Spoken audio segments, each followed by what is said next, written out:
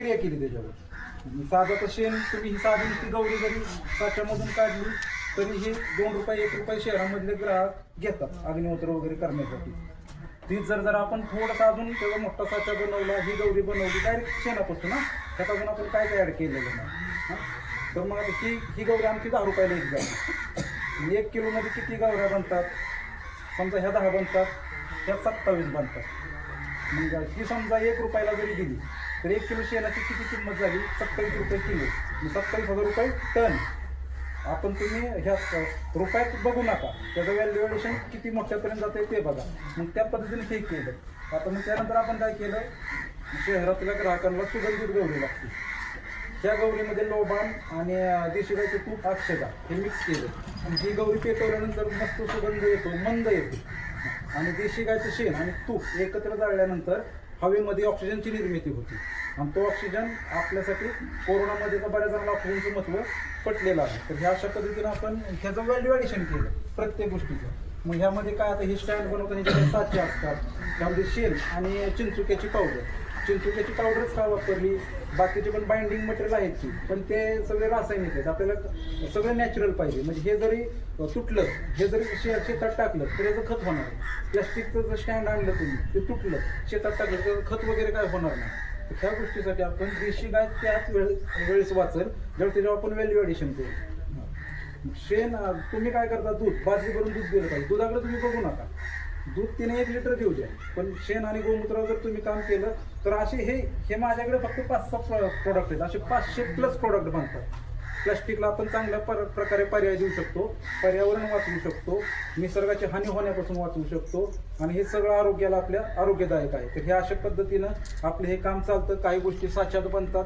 आम्हाला चांगले लांबून ऑर्डर येतात. आपले तूप वगैरे गुजरातपर्यंत, कराडपर्यंत, कोल्हापूरपर्यंत आपले सगळीकडे ग्राहक आहेत. ही जपमाळ आहे. आता ह्या जपमाळचं वजन केलं तर ते किती ग्रॅम भरेल? हार्डली 20-30 ग्रॅम भरेल. ही 150 रुपयाला जाते.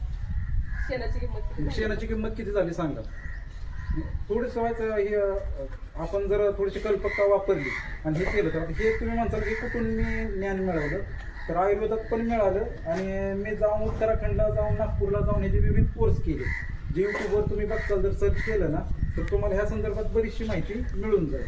मग ते कोर्स केल्यानंतर ह्या गोष्टी सगळ्या माहिती झाल्या आणि नंतर मार्केटिंग करायचं. बनवता आलं पाहिजे, नंतर मार्केटिंग करता आलं पाहिजे. त्या पद्धतीने आपलं असं हे काम चालतंय.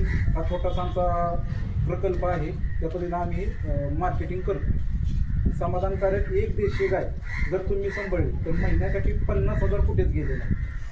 50,000. दूध धरायचंच नाही, दूध सोडूनच द्या.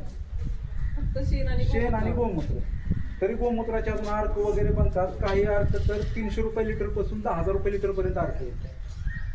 तूप वेगवेगळ्या प्रोसेसने जर तुम्ही तूप बनवलं तर 3,000 रुपये लिटरपासून 10,000 ते 50,000 रुपये लिटरपर्यंत तुम्ही तूप विकू शकता. म्हणजे वेगवेगळ्या प्रोसेस आहेत, ते आयुर्वेदात सांगितले सगळे. पण तेवढं ती शुद्धता, तेवढं अध्यात्म, तेवढं धार्मिक पद्धतीने तुम्ही जर केलं तर आपण त्याचं व्हॅल्युएशन करू शकतो. तर तुम्ही या आमच्या याला भेट दिली त्याबद्दल सगळ्यांचे मनापासून आभार. जर कोणाला काही प्रश्न असतील तर नक्की विचार. गणपती टाकून घेतो, हां काय करायचं? ते कसं गणपती आपण अशी विटंबना होती ना. पण हा जर तुम्ही बादलीत विसर्जन केलं तर 1-2-3 तासात किंवा एका दिवसात हा पूर्ण ह्याचा चिखल होऊन जातो. त्यानंतर तुम्ही तुळशीत टाका, कुंडीत टाका किंवा शेतात टाकून द्या, कुठे टाका. हे सगळे रंग जे वापरलेत ना आपण सगळे नॅचरल आहेत. आणि ह्याचा ग्राहक आपल्या इकडे नाही, पण जिथं जिथं सिटी ना मोठी, तिथं पुण्यात वगैरे ह्याचा लय मोठा ग्राहक आहे, लय मोठा ग्राहक आहे. आता आम्ही भीमथडी जत्रेला पण जाऊन आलो. तुफान ग्राहक आहे ह्याचे बरेच लय प्रकार बनतात. तुम्ही म्हणजे तुम्ही जेवढी कल्पकता वापरचाल ना तेवढ्या गोष्टी यातून निर्माण होऊ शकते. अशा पद्धतीनं आपण देशी गाय वाचण्यासाठी काम करतोय. कारण देशी गाय गोशाळेत सुरक्षित नाही, ती शेतकऱ्याच्या दावणीला सुरक्षित आहे. पण शेतकरी पण केव्हा पाळेल? कारण तुम्ही शिकलेली मुलं जर तुम्ही जर ह्याच्यावर काय अजून संशोधन केलं, अजून पुढं काय गेला तर नक्कीच सगळेजण देशी गाय पळतील ना.